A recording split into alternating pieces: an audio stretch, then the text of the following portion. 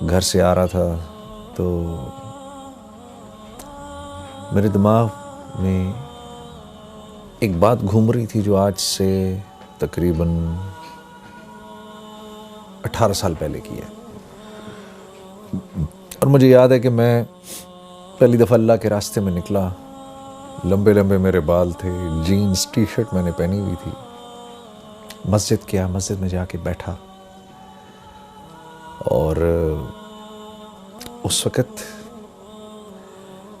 عشاء کے بعد کا ٹائم تھا. مسجد میں کوئی تھا نہیں, لوگ جا چکے تھے, اکا دکا لوگ تھے. تو ایسے میں نے قرآن پکڑا,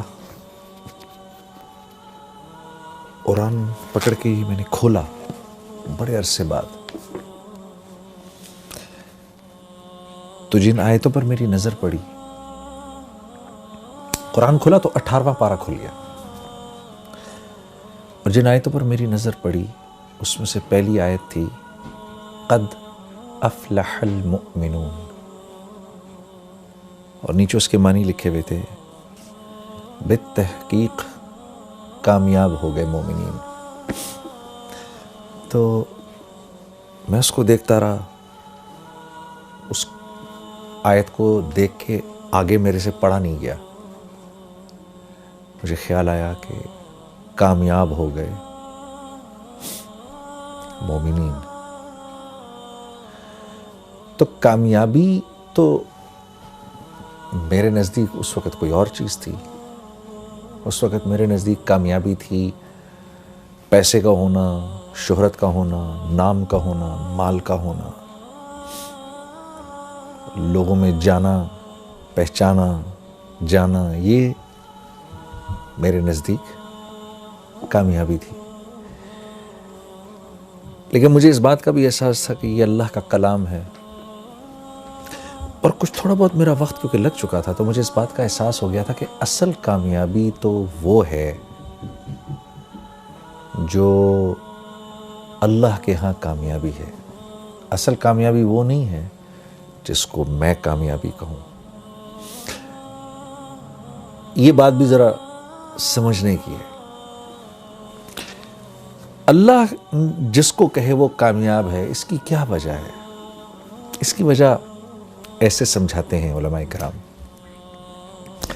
یہ اتنی کائنات ہے نا جو ہمیں آپ کو نظر آتی ہے, یہ ساری کی ساری اللہ نے انسان کے لیے بنائی ہے, اور انسان کو اللہ نے اپنے لیے بنایا ہے.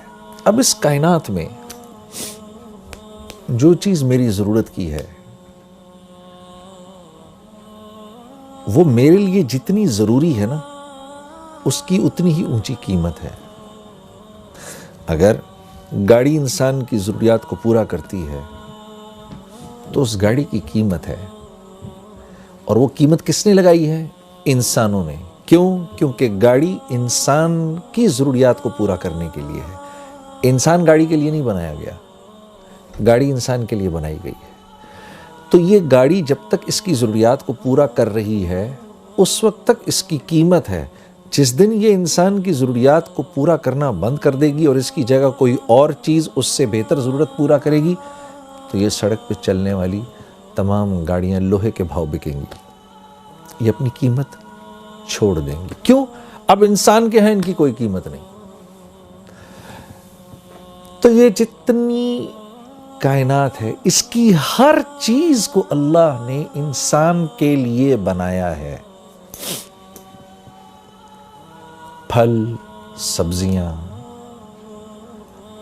یہ بہتے جھرنے, یہ دریا, یہ ہوائیں, یہ بدلتے موسم, یہ سب انسان کے لیے ہیں, اس کو سکھ پہنچانے کے لیے ہیں.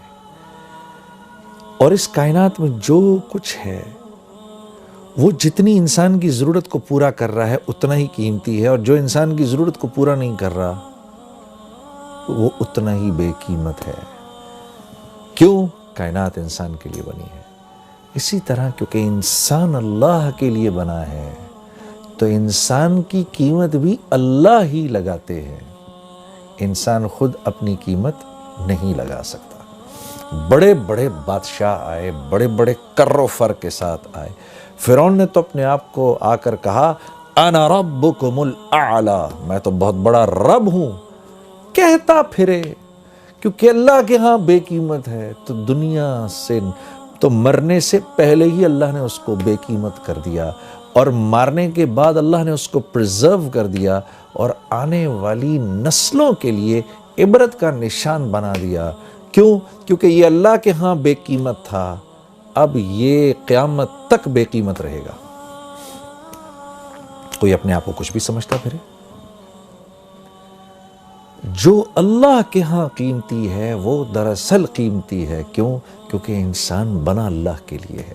وَمَا خَلَقْتُ الْجِنَّ وَالْإِنسَ إِلَّا لِيَعْبُدُونَ، ہم نے جن و انس کو بنایا ہی اس لیے ہے کہ یہ ہمارے بن کے رہیں۔ اللہ، جیسے ہم کہتے ہیں نا لا الہ الا اللہ، نہیں کوئی معبود سوائے اللہ کے، ہو ہی نہیں سکتا۔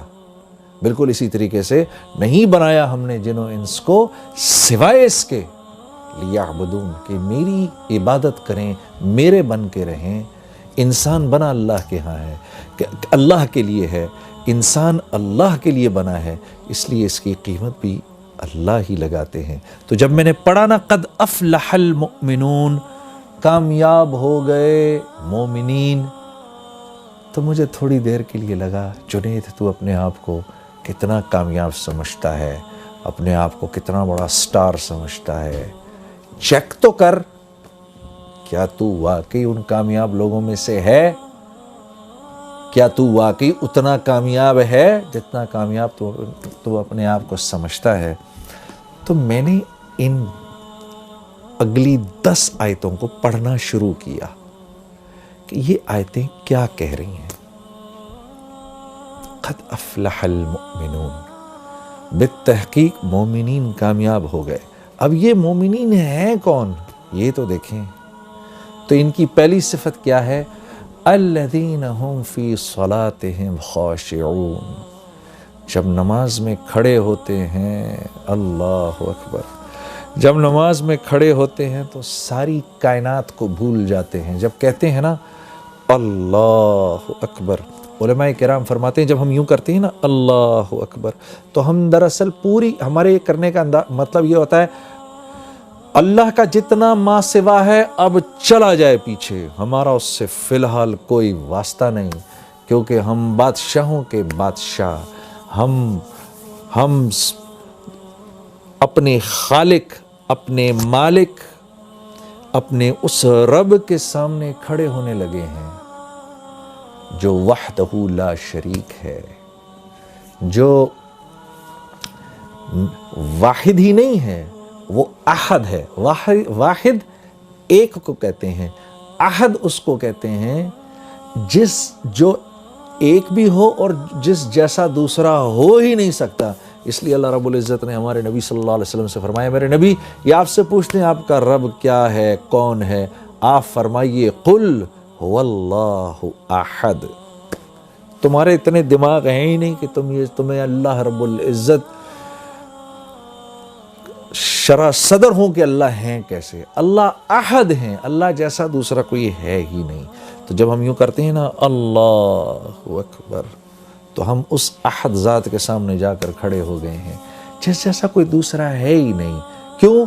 وہ اکیلا خالق ہے، اس جیسا کوئی خالق ہے ہی نہیں، ہو ہی نہیں سکتا اس کے، بلکہ اس جیسا کوئی خالق تو کیا کہنا، اس کے سوا کوئی تخلیق دے ہی نہیں سکتا۔ انسان ایجادات کرتا ہے۔ ایک صاحب نے مجھ سے کہا کہ بھائی دیکھیں نا، ایک کاغذ تو ہم نے بنایا، انسان نے بنایا، گاڑیاں ہم نے بنائی ہیں۔ میں نے کہا ایک منٹ، انسان جب کسی چیز کو تخلیق دیتا ہے نا تو اس میں 4 پروسیسز ہوتے ہیں۔ انسان کی تخلیق میں 4 پروسیسز ہیں، جن میں سے 1 2 3 اللہ کے ہیں، 1 انسان کا ہے۔ اللہ کے 3 پروسیسز کیا ہیں؟ جو چیز انسان نے تخلیق کی ہے اس کے انگریڈینٹس کا بنانے والا ایک اکیلا اللہ ہے۔ پہلی بات یہ۔ دوسری بات یہ، ان انگریڈینٹس کی جو کوالٹیز اور جو پراپرٹیز ہیں، ان میں پانی کا پیاس بجھانا، لوہے کا سخت ہونا، لکڑی کا ہونا،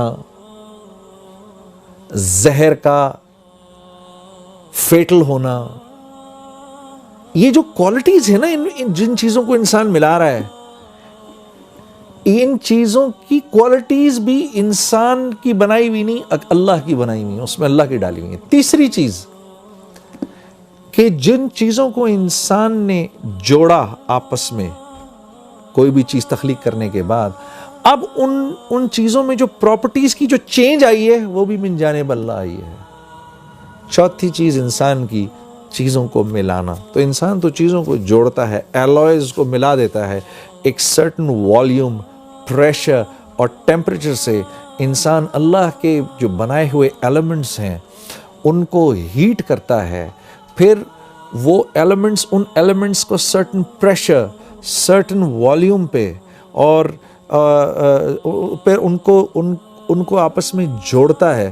وہ تو آپس میں جڑتے ہیں، جڑنے کے بعد ان کی جو کوالٹیز چینج ہو جاتی ہیں، ان میں وہ پراپرٹیز کا چینج ہونا بھی اللہ کے ہاتھ میں ہے۔ تو انسان خالق نہیں ہے، اللہ کے آگے، اللہ کے سوا کوئی چیز، کوئی تخلیق کر نہیں سکتا۔ تو جب اتنے بڑے رب کے سامنے میں کھڑا ہوا ہوں، میرا دماغ ادھر ادھر جائے، اللہ فرماتے ہیں جو کامیاب لوگ ہیں، جب وہ میرے سامنے کھڑے ہوتے ہیں، successful people, when they stand in front of me, they forget everything around them.